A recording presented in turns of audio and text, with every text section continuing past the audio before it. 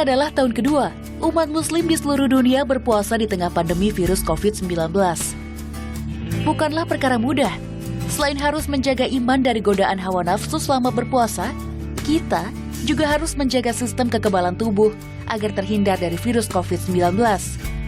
Teman hati, tidak perlu resah karena kita bisa menjalani Ramadan aman di tengah pandemi dengan mencontoh teladan Rasulullah SAW beserta para pengikutnya dalam menjalani ibadah puasa. Seperti mengawali hari dengan sahur, menyegarakan berbuka, dan memperbanyak ibadah. Sudahkah teman hati mencatat daftar asupan makanan sehat untuk sahur dan berbuka? Bagaimana dengan rencana aktivitas di bulan Ramadan kali ini? Apakah disisakan untuk berolahraga? Kita simak penuturan lebih lanjut dari Ustadz dan ahli kesehatan di Kalam Hati Ramadan Kompas TV. Assalamualaikum warahmatullahi wabarakatuh. Alhamdulillah kita bisa berjumpa di program Religi Kompas TV Kalam Hati, insya Allah sampai ke hati. Nah, kali ini saya nggak sendirian karena sudah ada bersama saya itu Ustadz Erik Yusuf. Assalamualaikum Pak Ustadz. Waalaikumsalam warahmatullahi wabarakatuh. Sehat ya Pak Ustadz? Alhamdulillah. Ya? Alhamdulillah. Kalau ada Ustadz Yusuf, Ustadz Erik langsung aku tuh pengen nanya semuanya ya. Tapi nanti dulu. Yang penting udah ada Ustadznya, udah tenang nih ya. Karena yang terpenting nih pemirsa nih, kita ini harus menjaga kesehatan terutama di saat puasa di tengah pandemik seperti saat ini. Jadi kita harus ekstra nih untuk menjaga kesehatan kita ya. Nah, hal ini akan menjadi pembahasan kita kali ini. Sebelumnya, mari kita simak dulu artikel berikut ini. Berbagai tips puasa di tengah pandemi virus corona. Berpuasa di tengah pandemi tidaklah mudah karena tubuh harus menahan lapar dan haus sekaligus menjaga sistem imun agar terhindar dari virus. Untuk itu, tidurlah dengan cukup, perbanyak makanan nabati, konsumsi lemak baik, berolahraga, hindari stres, minum air putih lebih teratur, kurangi konsumsi gula, dan jangan lupa mengkonsumsi suplemen. Nah, kalau saya nih ditambah minum susu steril karena menjalankan Ramadan di tengah pandemik harus ekstra untuk jaga kesehatan. Nah, Pak Ustadz, apakah pernah terjadi juga nih waktu di zaman Rasulullah SAW ya, di mana mungkin pernah bulan Ramadan itu dilakukan di masa pandemik seperti sekarang nih Pak Ustadz? Ya, baik. Jadi, Alhamdulillah. Kalau selama kurang lebih 9 ya, tahun perpindahan Rasulullah SAW kan dari Mekah ke Madinah ya. Di sana kemudian ada perintah untuk wajib puasa Ramadan. Dari sana itu banyaknya bukan pandemi, tetapi 6 kali dari 9 itu peperangan. Oh, jadi dilakukan di bulan Ramadan. Di bulan Ramadan, di bulan Ramadan itu. Nah, jadi betapa beratnya ya saum ketika pada saat itu juga harus melakukan peperangan gitu. Ya. Jadi kan kalau peperangan pasti suasananya ya sama ya, ada berbagai hal yang ekstra yang harus dilakukan gitu. Artinya pada zaman Rasulullah SAW juga ada beberapa kali puasa dilakukan di kondisi-kondisi spesial gitu ya. Kondisi spesial, betul. Harus ada hal-hal yang ekstra yang dilakukan untuk menjaga kondisi tubuh gitu. Nah, ini gimana nih Ustadz berdasarkan dengan pengalaman dari Nabi kita ya Rasulullah SAW dengan dikondisikan sekarang nih agar kita bisa berpuasa gitu ya, namun kita bisa tetap sehat. Kalau dari segi agama tuh mungkin ada yang pernah dilakukan yang bisa kita terapkan sekarang gitu Pak Ustadz? Begini, Rasulullah tentu uswatun hasanah ya, bagaimana contoh yang kita harus tiba kepada beliau SAW ini. Nah, Rasulullah SAW tentu pada masa bulan Ramadan, beliau itu bukan seperti kita yang kemudian mengurangi aktivitas. Nah, justru kalau beliau menambah aktivitasnya, baik aktivitas hablumnallah, artinya ritual-ritual seperti tadarusnya diperbanyak, malamnya tidak pernah kemudian lewat, maksudnya malam-malam itu dihidupkan. Di bulan Ramadan malam-malam dihidupkan. Kalau kita bulan Ramadan itu malam-malam kan dihidupkan hanya sampai tarawih sudah gitu. Kalau ini Rasulullah SAW tuh malam-malam kalau bisa dihidupkan terus di malam-malamnya. Nah, berarti siang habluminan nas, urusan pekerjaan, urusan sesama dan lain-lain itu tetap dilakukan, tetapi malamnya dihidupkan. Nah, bayangkan bulan Ramadan yang menjadi ekstra itu. Apalagi tadi ada hal yang spesial beberapa Ramadan dengan peperangan. Iya, betul. Nah, artinya kan makanan dan minuman ini sangat terjaga, begitu. Jadi makan tidak berlebihan, karena berlebihan inilah membawa penyakit. Ya. Yang berlebihan inilah yang membuat kemudian badan itu harus bekerja keras untuk kemudian melembutkan makanan dan lain-lain, ya, mencerna makanan dan lain-lain. Betul. Nah, kemudian juga bagaimana makanan-makanannya, apa yang dimakan, kemudian apa yang dikonsumsinya, gitu. Ini yang kemudian menjaga agar supaya badan itu tetap fit. Ya. Berbuka, polanya tuh ada keteraturan yang dilakukan oleh Rasulullah. Ya. Buka jangan terlalu banyak makan, karena nanti akan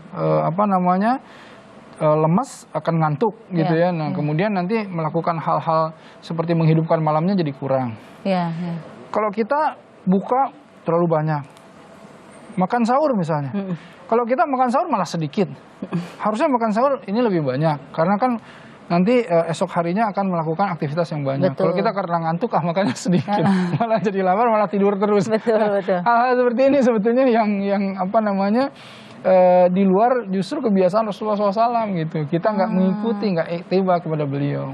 Sebenarnya apa sih Pak Ustadz yang dilakukan oleh beliau Pak Ustadz pada saat berpuasa di bulan Ramadan ya? Tentu kan itu sesuatu yang sunnah kita harus lakukan juga ya Pak Ustadz ya. Mungkin bisa diinfokan kepada saya dan juga pemirsa nih Pak Ustadz. Baik. Rasulullah SAW itu ya, jadi selalu beliau itu kalau sahur itu mengakhirkan sahurnya. Artinya, mengakhirkan ya? Betul, sahur itu nggak boleh di awal. Misalnya gini, Mbak Intan, saya mau sahur jam 1 pagi aja deh, misalnya. Biar makannya banyak. Atau misalnya, aduh ngantuk, biar nggak bangun, jam 10 malam aja saya sahur gitu. Enggak, sahur itu diakhirkan di menjelang imsak. Nah, jadi menjelang imsak, sahur itu di sana tempatnya. Ya, bahkan tasaharu kata Rasulullah SAW, fa inna fi sahuri barokah. Sahurlah kalian, karena di dalam sahur itu ada keberkahan. Gitu ya, itu harus sahur. Jadi sahur itu diakhirkan. Nah, kemudian makan sahur itu beliau itu memakan makanan, pola makan ya, kalau di sana kan ada kurma dan lain-lain, tetapi pola makan sahur itu lebih banyak memang. Agar supaya nanti paginya melaksanakan aktivitas tidak kemudian capek. Nah, di pagi harinya beliau tentu duha tetap dilaksanakan, bahkan tadarus beliau lebih dari tadarus di sebelum bulan Ramadan. Jadi bulan Ramadan ini lebih giat lagi. Kata Rasulullah begini, ketika sahabat bertanya apa yang disenangi oleh Allah di bulan Ramadan, kegiatan apa kira-kira? Kata Rasulullah, al-hal wal murtahal. Apa itu Rasulullah al-hal wal murtahal? Menghatamkan Quran, membaca Al-Quran, setelah selesai diulangi lagi dari awal, hatamin lagi, selesai awal. Jadi kan kegiatannya tadarusnya panjang. Nah, selebihnya setelah itu tentu pekerjaan-pekerjaan yang biasa dilakukan Rasulullah SAW. Bahkan Rasulullah sempat membangun beberapa bangunan pada saat Ramadan. Yang tadi saya sebutkan, ada Masjid Diror yang kemudian harus dirubuhkan, ada perang yang harus kemudian ditegakkan gitu. Dan belum lagi urusan keumatan. Urusan keumatan kan Rasulullah banyak sekali ada orang yang datang untuk memecahkan permasalahan, begitu, berkonsultasi dan lain-lain, itu dilakukan terus. Kemudian tentu qalilullah di siang hari jangan lupa istirahat sedikit untuk kemudian menyegarkan nantinya. Jadi jangan qalilullah itu tiba-tiba siang tidur terus sampai nanti berbuka.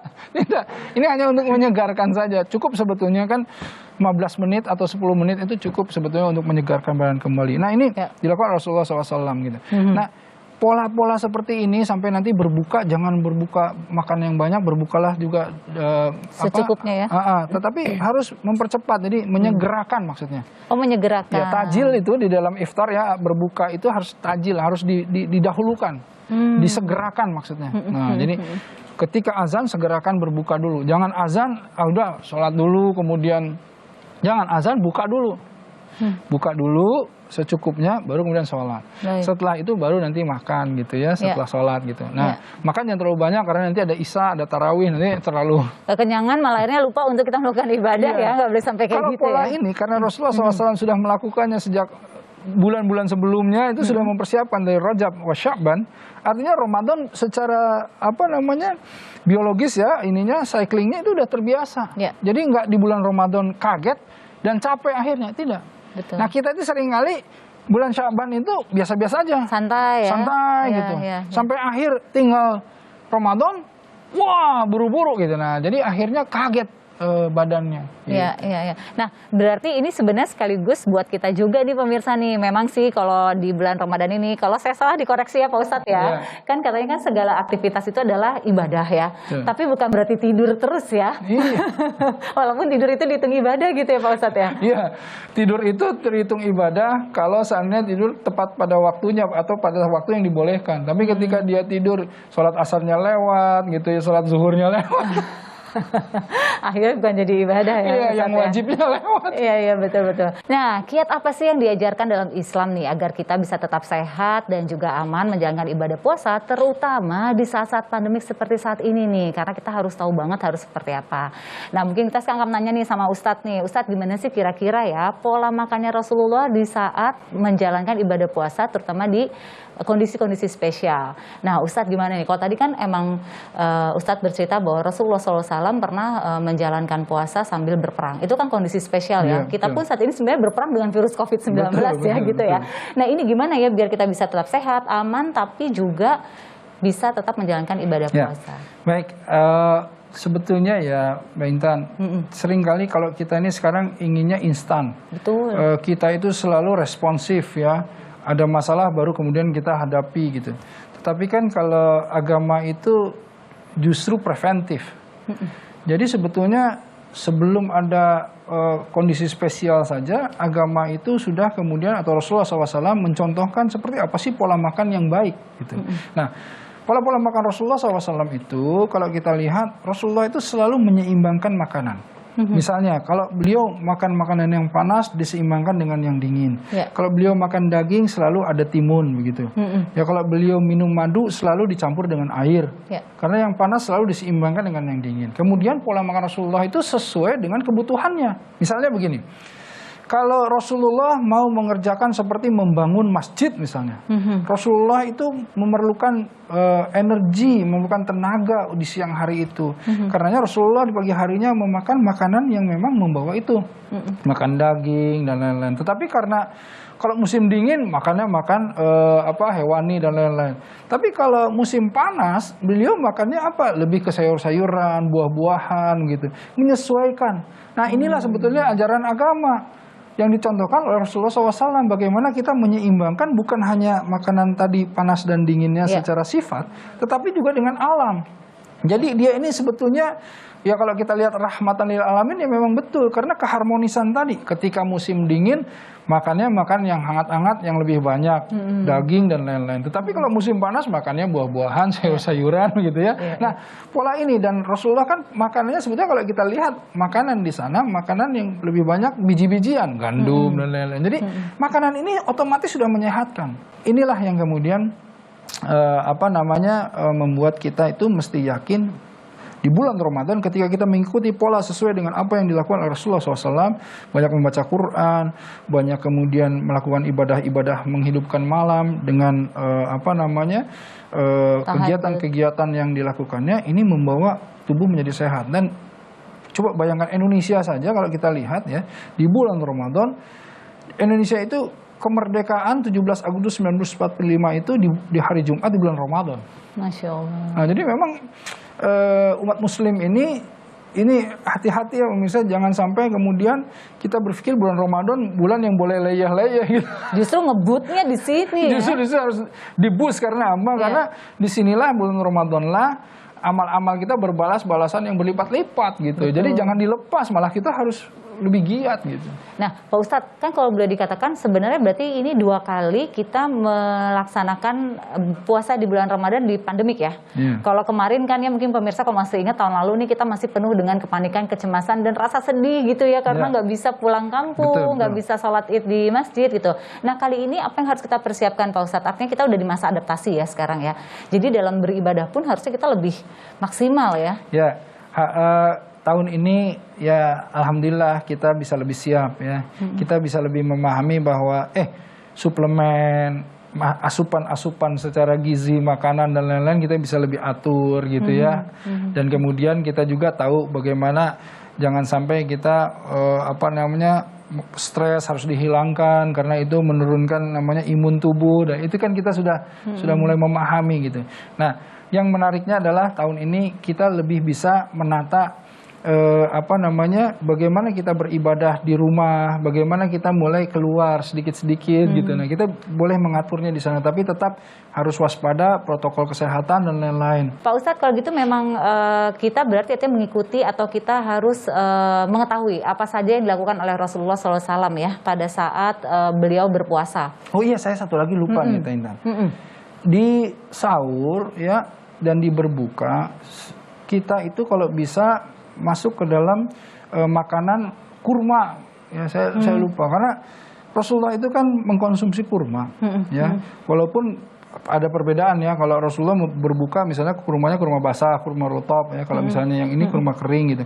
Tapi kita kan dianjurkan untuk makan berbuka atau sahur juga dengan kurma. Kurma ajwa lebih bagus lagi gitu ya, karena ini kurma Nabi yang kalau misalnya kita memakan kurma itu insya Allah kita bisa terhindar dari sihir. Artinya sihir kan sesuatu yang buruk. Ya, jadi betul. Bisa juga kita terhindar dari yang namanya virus ini, COVID ini dengan memakan kurma itu. Dengan ganjil ya, dengan 3 7, 9 kita ganjil. Ya. Nah, ini yang harus kemudian kita lakukan juga agar supaya makan kurma itu jadi beribadah, karena kurma itu juga sunnah gitu. Ya, bilangannya ganjil ya, Pak Ustadz. Betul, bilangannya ganjil. Ada ini hadisnya kan idza aftara ahadukum falyuftir ala tamrin fa innahu barokah. Jadi berbukalah kalian dengan kurma ya, karena di dalam kurma itu ada berkah gitu. Jadi artinya berbuka ada berkah. Ada hadis tadi yang menyatakan bahwa dengan memakan kurma menghindarkan dari sihir gitu ya, dari pagi sampai petangnya. Mudah-mudahan ini juga walau alam bisawab, kita makan kurma itu di di sahur-sahur. Ketika tengah sahur, kemudian di pagi sampai petang kita dijaga dari keburukan-keburukan sihir dan juga COVID tadi, virus tadi, insya Allah. Insya Allah ya. Jadi sebenarnya memang apa yang dilakukan oleh Rasulullah SAW itu sesuatu yang sebenarnya bisa kita ikuti di masa sekarang ya, Pak Ustadz ya. Jadi jangan lupa untuk berbuka dengan hal-hal yang tadi sudah diucapkan oleh Pak Ustadz juga ya.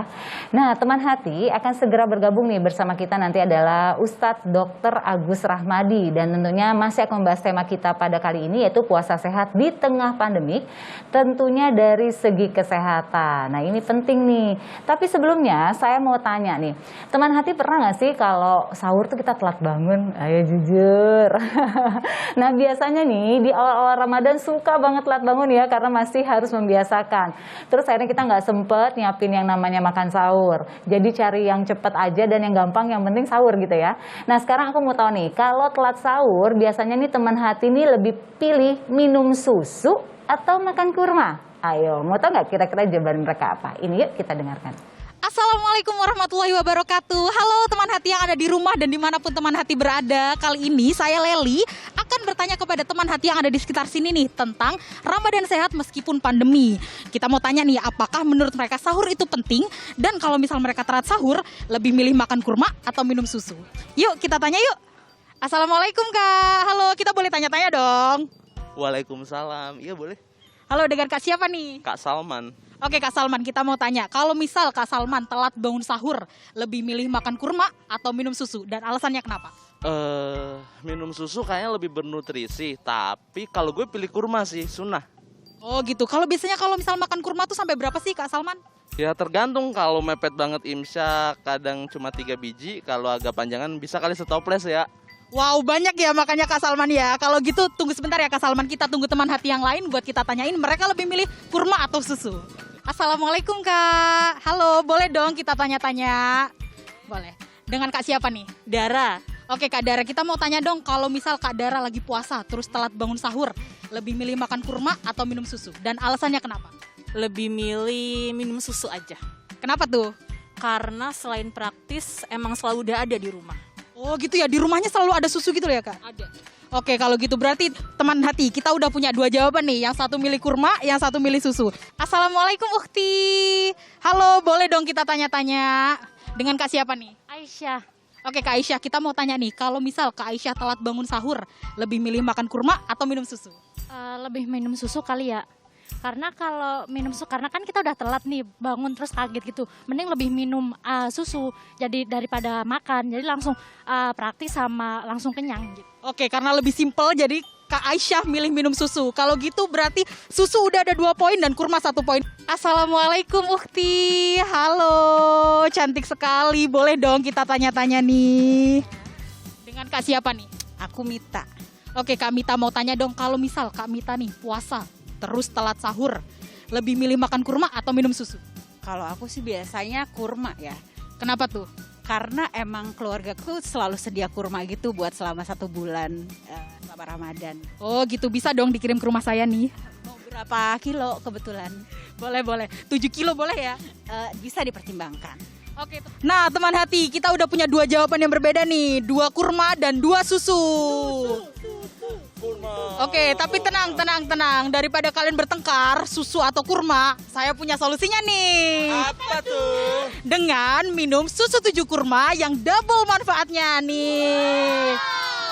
Nih, boleh nih nanti buat sahur atau buat berbuka puasa, seger banget, enak banget rasanya nih. Nah, teman-teman yang di rumah juga jangan lupa minum susu 7 kurma, karena apa? Double manfaatnya. Ya, sudah bergabung bersama kita Dr. Agus Rahmadi, dan sebelum kita ngobrol, kita simak dulu yuk artikel berikut ini. Tak banyak orang tahu konsumsi susu selama bulan puasa ini bagus banget. Memperhatikan asupan makanan dan minuman selama bulan puasa ini sangat penting sekali, apalagi di tengah pandemi COVID-19. Di bulan puasa ini kita sangat disarankan mengkonsumsi susu sebagai asupan yang paling mudah, cepat, dan bioavailable untuk mendapatkan kebutuhan kalsium harian tubuh. Secangkir susu diketahui mengandung 243 mg kalsium yang mudah diserap oleh tubuh. Dan kandungan dalam susu ini juga bisa memperkuat daya tahan tubuh kita saat puasa di tengah pandemik ini. Apalagi nih aktivitas perlahan sudah mulai berjalan kembali normal. Nah, untuk kandungan susu yang baik untuk membantu daya tahan tubuh khususnya saat menjalankan ibadah puasa di tengah pandemik, susu dan kurma dalam diet Rasulullah Shallallahu Alaihi Wasallam. Nah, sekarang saya mau tanya nih, tadi saya udah membahas 2 poin nih sama dokter nih. Kandungan susu yang baik untuk membantu daya tahan tubuh, betul nggak tuh? Iya, baik. Makasih Mbak Intan. Assalamualaikum warahmatullahi wabarakatuh. Waalaikumsalam warahmatullahi wabarakatuh. Senang nih ketemu dengan Mbak Intan, dengan Pak Ustadz. Jadi susu ini luar biasa ya. Jadi susu itu ada beberapa kandungan yang paling penting. Yang pertama protein, Mbak Intan. Protein ini jelas imun kita itu dibentuk dari protein. Kalau nggak ada protein maka imun kita tidak terbentuk. Terus kandungan yang paling penting nih pada saat pandemi saat ini, ada vitamin D dan ada zinc. Nah ini kan sangat dibutuhkan nih untuk membentuk imun. Ya. Maka itu konsumsi susu itu menjadi suatu hal yang memang cukup penting untuk meningkatkan imunitas tubuh kita. Jadi pernyataan Mbak Intan tadi penting susu itu. Betul ya? Karena untuk imun gitu ya. Ditambah lagi juga ketika bulan Ramadan. Nah Ramadan ini kan asupan cairan juga penting. Betul. Ya kan, jadi sekalian minum susu, sekalian ada unsur-unsur proteinnya, plus ada unsur-unsur cairan tubuhnya. Oke. Maka jadi otomatis kebutuhan cairan terpenuhi, kebutuhan nutrisi juga terpenuhi, imun kita pun juga menjadi lebih bagus. Ya. Jadi benar ya bahwa mengkonsumsi susu terutama di bulan puasa ini salah satu hal yang sangat penting ya, karena untuk memperkuat daya tahan tubuh nih dok nih. Nah, sekarang kita udah tahu nih ya, mungkin Pak Ustadz juga ya, walaupun di tengah pandemik ya, kita udah mulai perlahan aktivitas kembali normal. Tapi sekarang kan istimewanya karena kita berpuasa gitu kali ini kan. Nah, ini salah satu minum susu ini bisa nggak sih sebagai bentuk ikhtiar kita agar kita nih selama menjalankan aktivitas yang sudah mulai kembali normal ini juga akhirnya membuat kita kuat dan nggak gampang lemes gitu, benar nggak sih dok? Iya, tadi Ustadz Erik sudah menyampaikan luar biasa tuh. Bulan Ramadan ini bulan yang memang harus aktivitas kita mah luar biasa. Rasulullah berperang banyak di bulan Ramadan itu. Jadi kesempatan kita itu termasuk ibadah. Ternyata ibadah di bulan Ramadan itu luar biasa. Ini penelitian Ustadz, ini benar-benar penelitian. Jadi Ustadz menyampaikan tahajud, itu betul sekali. Rasulullah itu meneliti bahwa tahajud itu mampu menurunkan kadar kortisol. Kadar kortisol ya? Nah, kortisol ini hormon stres, Ustadz. Ya. Makanya kalau kita banyak tahajud tidak stres, Ustaz. Betul. Nah, itu satu. Kemudian menurunkan itu tadi kortisol turun, epinefrin turun, detak jantung jadi rileks. Nah, ditambah lagi kortisol itu meningkatkan sistem imun, menurunkan sistem imun. Kalau dia terlalu tinggi resiko, rendahkan dengan tahajud, maka imun menjadi lebih bagus. Masya Allah. Masya Allah, ya. Ini ilmiah. Penjelasan ilmiahnya ya. Ya, ilmiah. Termasuk puasa sendiri. Puasa sendiri itu ada penelitian bahwa ternyata puasa itu dilakukan secara dengan benar, itu akan meningkatkan imun pada hari ke-7. Ini penelitian walaupun di level si mencit gitu ya. Tapi imun kita menjadi lebih bagus. Justru malah lebih naik ya setelah hari ke-7 ke sana ya. Jadi puasa itu pada prinsipnya meningkatkan imun. Tambah lagi baca Quran. Masya Allah. Ini saya tertarik dengan penelitian Quran ini. Gimana nih Kita tahu bahwa seluruh makhluk di muka bumi ini kan bertasbih. Yusabbihu lillahi ma fis samawati wa ma fil ardh. Tasbihnya mereka ini, kemudian kita baca Quran, maka kuman-kuman pun juga bertasbih.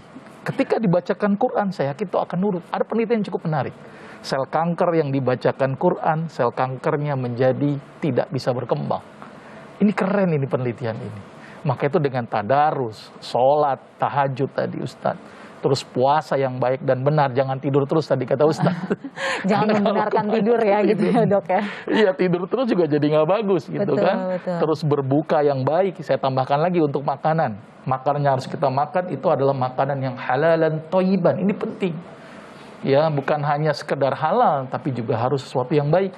Sama satu lagi, wa kulu wasrobu wala tusrifu, makan dan minum tapi jangan berlebihan. Nah, ini sering terjadi berlebihan di bulan Ramadan ini. Apalagi pas buka puasa ya Pak Ustadz ya, janji dokter ya, kayaknya semua mau dimakan ya gitu ya. Padahal perut kan segitu-segitu aja ya dok ya. Mejanya penuh. Iya ya. Jadi kalau gitu terkait ya antara tadi yang Pak Ustadz katakan kebiasaan dari pola Rasulullah SAW, bagaimana beliau bangun di tengah malam ya, bahkan sebelum sahur beliau sholat tahajud. Bahkan tadi Ustadz juga mengatakan ya, kalau tahajud malah biasanya menjadi lebih segar gitu ketika menjalankan hari-harinya, bukannya lemes ya. Jadi mindset itu salah gitu ya. Dan secara medis ternyata terbukti memang ada hormon-hormon yang dihasilkan ketika kita melaksanakan sholat tahajud gitu ya dok ya. Betul, betul. Jadi ternyata ibadah yang dilakukan oleh Rasulullah bila dikaji dari sisi kesehatan sangat luar biasa. Saya contohkan lagi misalnya Mbak Intan, sholat saja. Ini dimulai dari sholat saja. Di bulan Ramadan itu, sholat kita kan banyak, lebih banyak. Ada taraweh kan. Taraweh itu ya ada yang 11, ada yang 21. Kita mulai berdiri saja ini. Takbiratul gini. Allahu Akbar. Ini suatu gerakan yang luar biasa untuk mengaktifkan otot-otot di sekitar dada. Berapa kali kita begini? Berapa kali kita begini? Kita sudah melakukan gerakan ya, ini baru gerakan gini ya. Belum lagi kalau kita misalnya sholat melihat tempat sujud. Kan sholat tempat sujud, lihat tuh. Kita akan dekat gitu ya, terus jauh, kecuali tahiyat ya, melihat ini ya. Ini melatih daya akomodasi mata. Bagus untuk mata minus dan plus sebenarnya. Belum lagi posisi ruku. Itu akan mengaktifkan ini, tulang punggung kita menjadi lebih bagus. Ya? Plus ada satu yang luar biasa, sujud. Waduh, dahsyat sekali Mbak Intan. Ustadz, luar biasa Ustadz. Ketika kita sujud, otak letaknya lebih rendah. Jantung lebih tinggi. Maka nutrisi ke otak menjadi lebih bagus. Maksimal ya. Maka itu bisa mencegah orang stres, ya kan, meningkatkan aliran darah ke otak, bahkan yang paling penting mencegah pikun, Ustaz. Mencegah pikun ini penting. Nah, ternyata dasar itu dari sholatnya saja tuh Mbak Intan. Ini Masya Allah ya, kalau satu gerakan sholat itu kita lakukan secara sempurna gerakannya, ternyata bukan hanya pahala yang dapatkan ya Ustaz ya, tetapi juga kesehatan yang dapatkan dari gerakan-gerakan yang tadi ya, untuk dokter ya. Nah, dokter dan juga Pak Ustadz nih, saya mau tanya nih. Susu dan kurma, karena kan susu itu katanya bagus buat kesehatan, ya kan. Kurma ternyata disunahkan juga oleh Rasulullah SAW. Ini apakah salah satu pola makannya Rasulullah juga pada saat Rasulullah mungkin membentuk pola makan atau membentuk hal baik gitu ya? Apa bagaimana Ustadz atau dokter akan menjelaskan dulu? Ustadz atau dokter ada dua nih. Baik. Saya cukup menarik nih tentang kurma. Tadi Ustadz menyebutkan Rasulullah membiasakan mengkonsumsi 7 kurma. Barang siapa yang mengkonsumsi 7 butir kurma ajwa setiap pagi, setiap hari, maka akan tercegah dari racun dan sihir. Ternyata sangat menarik ketika dikaji tentang 7 kurma tadi. Ternyata kurma ini selain memberikan energi, ternyata kurma ada beberapa kandungannya yang ternyata juga meningkatkan respon imun, Ustaz. Tadi Ustaz kan bilang nih, bisa mudah-mudahan insya Allah bisa tercegah nih dari COVID. Amin. Ternyata ada penelitian, ada komponen dari kurma seperti saponin, tanin, flavonoid, alkaloid, itu ternyata meningkatkan respon imun. Ada penelitian menarik Mbak Intan. Flavonoid yang terkandung dalam kurma itu mengaktifkan interleukin 2. Apa tuh? Ini bahasa medis. Langsung kita gini, apa tuh dok? Lemkin itu respon apa ya? Respon imun spesifik sebenarnya ya, yang di dalam tubuh sehingga nanti akan mengaktifkan limfosit T. Limfosit T itu imun kita menjadi lebih aktif. Ya. Maka itu kalau kombinasi tadi ya, kombinasi misalnya susu dengan vitamin D-nya, dengan zinc-nya, dengan proteinnya, dikombinasi dengan misalnya flavonoid dari kurma, maka respon imun menjadi bagus. Kita tahu kan vitamin D meningkatkan imun, zinc meningkatkan imun. Tambah lagi dengan flavonoid mengaktifkan interleukin 2 dan ending-endingnya nanti mengaktifkan limfosit T. Berarti kombinasi yang sangat luar biasa sebenarnya kalau ini dikombinasi dengan tepat. Maka itu ketika misalnya sahur dengan kurma, buka dengan kurma, luar biasa Ustaz. Baru saya paham ini, disebutkan samun wasihrun. Jadi samun itu kan racun.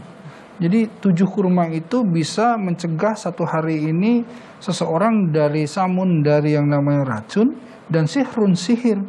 Nah, samunnya tadi sudah kemudian terjelaskan secara medis. Ya, jadi yang namanya racun itu, karena memang imunnya naik karena mengkonsumsi kurma tadi.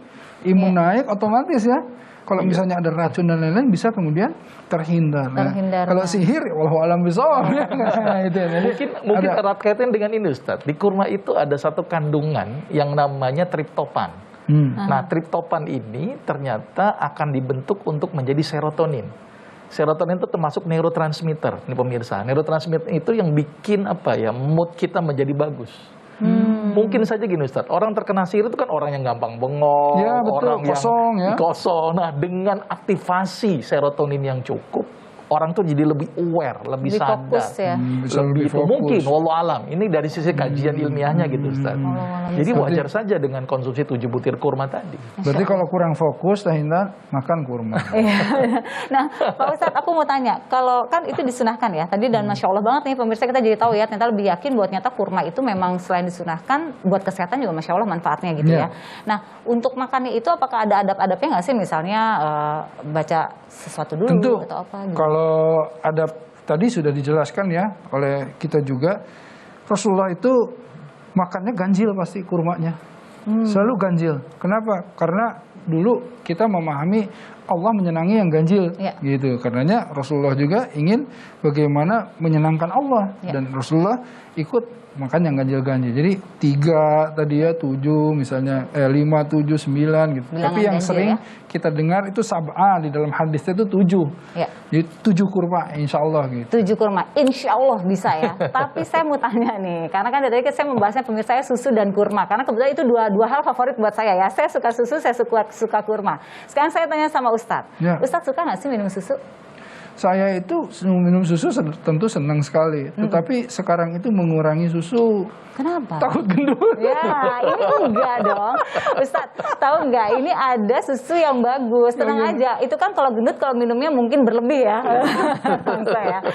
Nah, ini aku mau kasih tahu nih buat pemirsa di rumah, juga buat Pak Ustadz dan dokter. Tapi aku mau info ke pemirsa dulu, boleh ya? Nah, ini adalah susu steril 7 kurma yang mengandung manfaat dari susu steril dan buah kurma berkhasiat.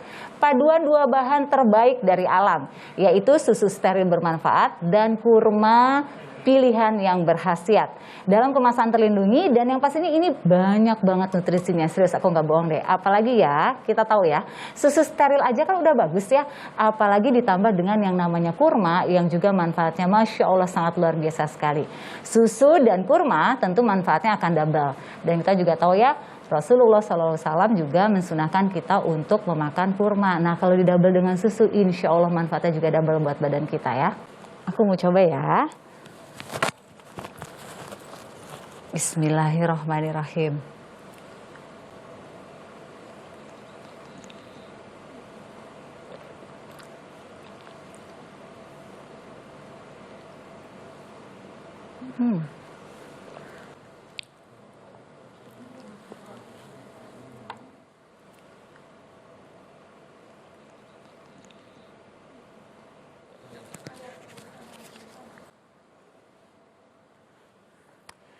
Nah, alhamdulillah teman hati harus stok nih yang namanya susu 7 kurma ini.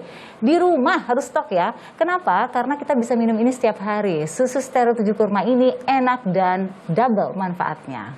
Nah, pemirsa, teman hati, tayangan berikut bisa jadi inspirasi sajian Ramadan untuk keluarga di rumah. Kita simak yuk sama-sama. Assalamualaikum warahmatullahi wabarakatuh. Apa kabar teman hati? Nah, saat ini saya berada di Grand Hyatt Jakarta. Nah, di sini ternyata menyediakan menu untuk berbuka puasa atau selama bulan suci Ramadan. Nah, di Grand Cafe-nya sendiri nanti teman hati bisa menikmati aneka makanan di bulan suci Ramadan di iftar buffet-nya. Nah, bagi yang di rumah aja nih terus pengen menikmati makanan dari Grand Hyatt Jakarta, bisa juga nih delivery at home karena disediakan oleh Grand Cafe dari Grand Hyatt Jakarta. Nah, saat ini saya berada di poolside restoran Grand Hyatt Jakarta dan sudah bersama saya Chef Susanto. Assalamualaikum warahmatullahi wabarakatuh. Waalaikumsalam warahmatullahi wabarakatuh. Saya bersama dengan Chef Susanto ini ingin memasak untuk menu berbuka puasa. Apa itu? Kita masak apa nih, Chef? Kita masak kurma panakota. Masya Allah, kurma panakota. Jadi bahan-bahannya apa aja nih, Chef? Bahan-bahannya kita ada susu yang sudah di blender dengan kurma. Oke. Satu. Terus kita ada krim. Bahan yang kedua. Bahan yang ketiga tentu aja ada kurmanya. Kurmanya kita pakai kurma yang besar. Ya. Lalu kita ada gula. Terus yang terakhir ini apa nih? Ini gelatin. Itu agar-agar. Ini halal. Ini penting ya. Bahan-bahannya simpel ya? Bahannya simpel. Langsung ke cara membuatnya. Kita masukkan semua bahan. Masukin. Saya bantu ya, Chef? Boleh. Nah, jadi Chef ngaduk-ngaduk aja. Ini juga semuanya? Semuanya.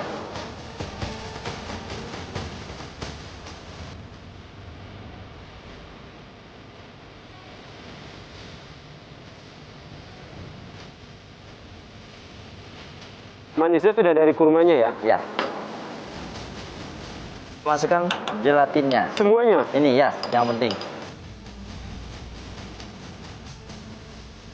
Simple, ini cocok banget nih buat berbuka puasa. Apalagi dari ingredientnya aja nih sehat nih. Ada kurma, ada susu gitu kan. Yes. Lalu? Kemudian? Kurma tadi kita slice, kita taruh di bawah. Oke. Seperti ini ya. Jadi kurma yang tadi kita slice, taruh di bagian bawah gelas, kita tuangkan. Sudah dimasukkan seperti ini, kita dinginkan dulu. Saatnya kita plating. Kita masukkan kurma yang sudah dipotong. Lalu kita masukkan garnish di bawah. Taruh di atas seperti ini nih. Teman hati. Wih, dari penampilannya cantik bener. Masya Allah, ini pasti enak banget nih. Alhamdulillah, masakan saya dengan Chef Susanto sudah beres. Ini dia panakota kurma dari poolside restoran Grand Hyatt Jakarta. Terima kasih Chef Susanto. Sama-sama. Kita pamit dulu. Assalamualaikum warahmatullahi wabarakatuh. Iya, teman hati bisa mengirimkan pertanyaan lewat media sosial @dikalamhati. Nanti boleh ya tanya apa saja sesuai dengan temanya.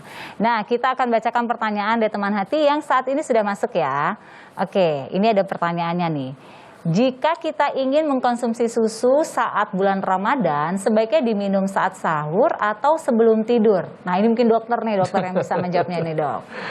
Iya, kalau diberi dua pilihan gitu kan, yang paling baik ya pada saat sahur.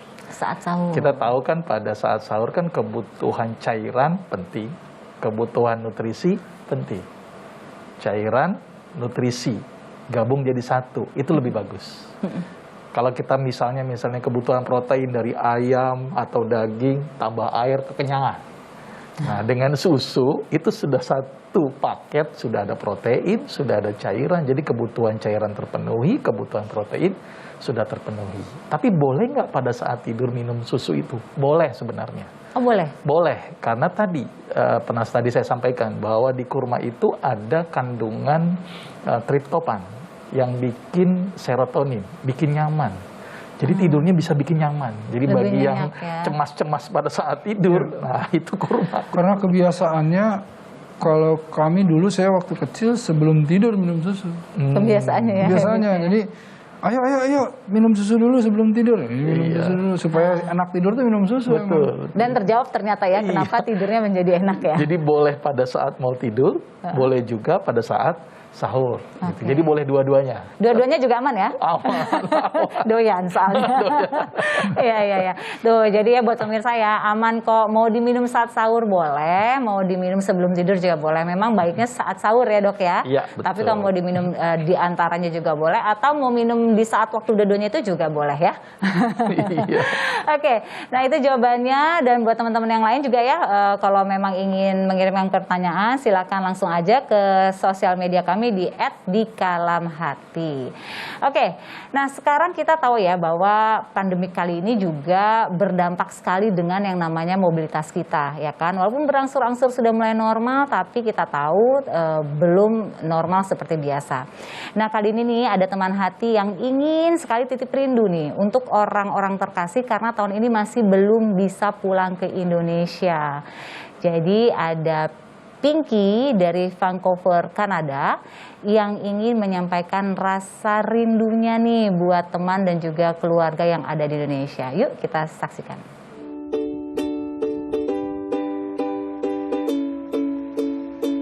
Assalamualaikum warahmatullahi wabarakatuh. Saya Pinky dari Vancouver, British Columbia, Kanada.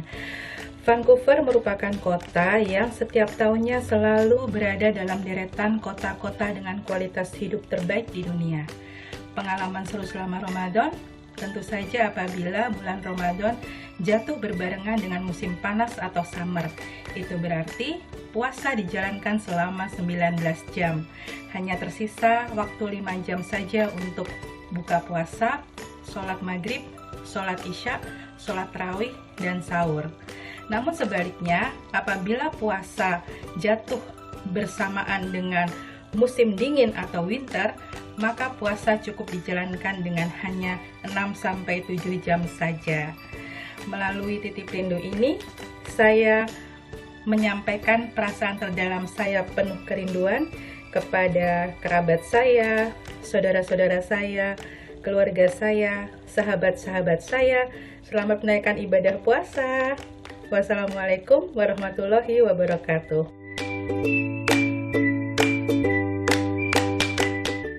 Iya, aduh, lihat Mbak Pinky ya puasanya 19 jam Pak Ustadz, dokter, Masya Allah. Dan 5 jam itu tersisa untuk buka puasa, sholat maghrib tadi ya, kemudian tarawih dan sahur. Iya. Masya Allah ya. Ini tapi pahalanya kalau winter cuma 7 jam. Iya, 6 jam, 7 jam. Iya ya, jadi tergantung sama musimnya ya kalau dilihat. Tapi Masya Allah, buat teman-teman yang sekarang mungkin nggak sempat pulang ke Indonesia dan sedang berjuang berpuasa Ramadan di negeri orang dengan waktu yang kurun panjang, Insya Allah pahalanya juga Masya Allah ya maksimal ya. Ya ini Pak Ustadz nih harusnya ya kan Pak Ustadz ya. Memang kalau resikonya kalau sudah jadi mukimin gitu ya tadi di Vancouver gitu ya harus mengikuti jadwal sesuai dengan tempat kita bermukim. Tapi kalau kita musafir ya kan nggak boleh juga nggak puasa gitu maksudnya kalau musafir ya. Baik, mudah-mudahan Mbak Pinky tersampaikan ya salam sayang, salam rindunya buat teman dan juga keluarga yang ada di Indonesia.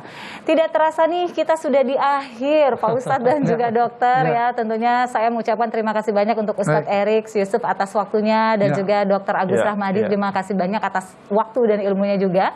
Semoga tausiah dan perbincangan kita bisa membawa manfaat bukan hanya untuk saya atau kami ada di studio, tapi juga untuk seluruh pemirsa yang menyaksikan acara ini.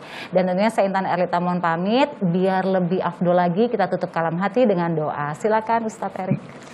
Baik teman hati semua yang ada di rumah, kita satukan doa-doa kita. Mari kita menyatukan hati kita.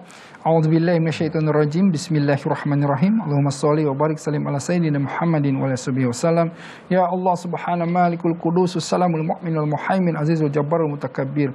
Ya hayyu ya qayyum bi rahmatika astaghits. Aslih lisani kullahu takilni dan nafsi tarfatil hadi minan nas. Ya Allah, di tempat yang baik ini, di program acara yang baik ini, bersama orang-orang yang baik ini, ya Allah, dengan mengucap dengan nama-namamu, ya Allah, ijabahlah doa-doa kami, ya Allah. Engkaulah yang menghidupi kami, Engkaulah yang maha mengurusi kami setiap detiknya, ya Allah. Dengan rahmat-Mu kami memohon pertolongan-Mu, ya Allah. Perbaiki kehidupan kami, ya Allah. Perbaiki kehidupan keluarga kami, saudara-saudara kami, sahabat kami, lingkungan kami, bangsa kami ini, ya Allah. Cabutlah, ya Allah, sesegera mungkin pandemi dari negeri kami, dari bumi ini ya Allah. Jagalah kami, lindungi kami dari bala bencana, dari mara bahaya ya Allah. Ya Allah Rabbal Alamin, tuntunlah kami, bimbinglah, ampuni kami ya Allah.